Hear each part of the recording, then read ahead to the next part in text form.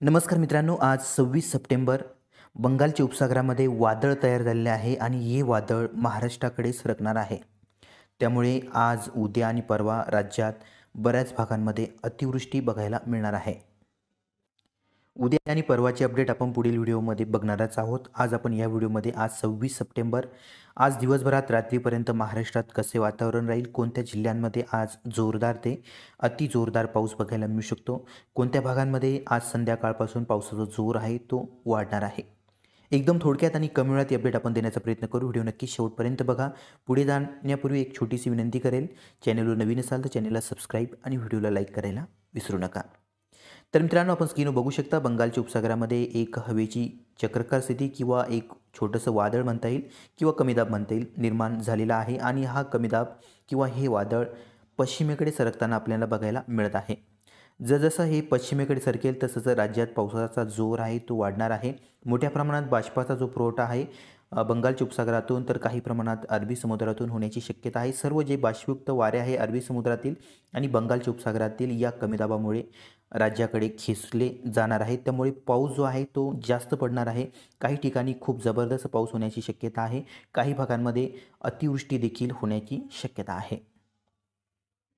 काही परिसरामध्ये कालपासूनच पावसाला सुरुवात झालेली आहे, तर आज सकाळपासूनच काही भागांमध्ये पावसाचा जोर आहे.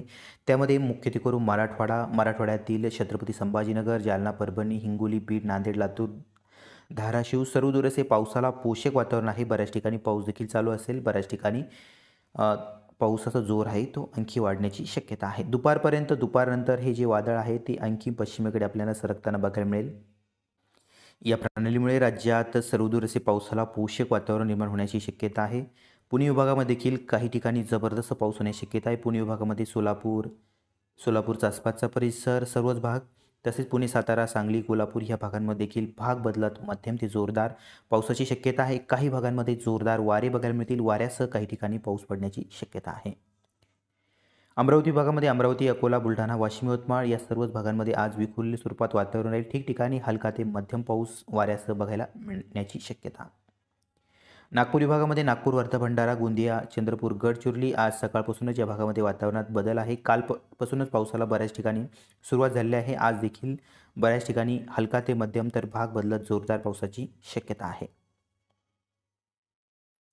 नाशिक आणि आसपासच्या परिसरात देखील विखुरलेल्या स्वरूपात वातावरण राहील. ठिकठिकाणी आपल्याला दुपारनंतर पाऊस बघायला मिळेल. काही ठिकाणी सकाळी देखील पावसाची शक्यता आहे. तर काही भागामध्ये जोरदार पावसाची शक्यता आहे. तो पाऊस भाग बदलत आपल्याला बघायला मिळणार आहे. ठिकठिकाणी पावसाची शक्यता आहे. दुपारपर्यंत एक कमी दाब निर्माण होणार आहे. हा कमी दाब आपण स्क्रीनवर बघू शकता. नाशिक जिल्ह्यापासून तिकडे सोलापूरच्या लगतच्या राज्यापर्यंत देखील आपल्याला बघायला मिळणार आहे. पार बंगालच्या उपसागरापर्यंत हा कमी दाब असणार आहे. त्यामुळे या पट्ट्यामध्ये काही ठिकाणी खूप जबरदस्त पाऊस आपल्याला बघायला मिळू शकतो. वाऱ्यासह पावसाची शक्यता आहे. त्यामध्ये कोणकोणता भाग येतो? सोलापूरच्या आसपासच्या परिसरामध्ये सर्वाधिक पावसाचा जोर राहील.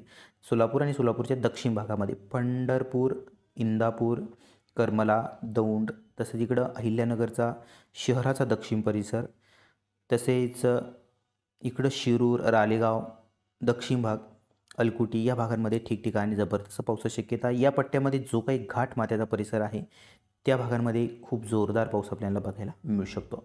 तर हा कमी दाब आहे, हा पश्चिमेकडे किंवा पूर्वेकडे देखील सरकू शकतो. त्यामुळे इतरत्र जो आसपासचा भाग आहे या परिसरामध्ये देखील ठिकठिकाणी जोरदार पावसाचा अंदाज आज असणार आहे. आज राज्यात सर्वदूर असे पावसाला पोषक वातावरण असणार आहे. काही भागांमध्ये जोरदार वारे बघायला मिळतील. वाऱ्यासह काही ठिकाणी पावसाची शक्यता आहे. फक्त तो मध्यमचा जोरदार जो पाऊस आहे हा ठिकठिकाणी असेल. अधूनमधून भाग बदलत हा पाऊस आपल्याला बघायला मिळेल. उद्यापासून आणखी पावसाचा जोर वाढेल. 28 तारखेला तर काही भागामध्ये अतिवृष्टी देखील होण्याची शक्यता आहे. पुढील व्हिडिओमध्ये आपण ती डिटेल अपडेट बघणारच आहोत. ही होती आजची महत्त्वाची अपडेट. व्हिडिओ आवडला तर लाईक करा, नवीन असाल तर सबस्क्राईब करा. धन्यवाद.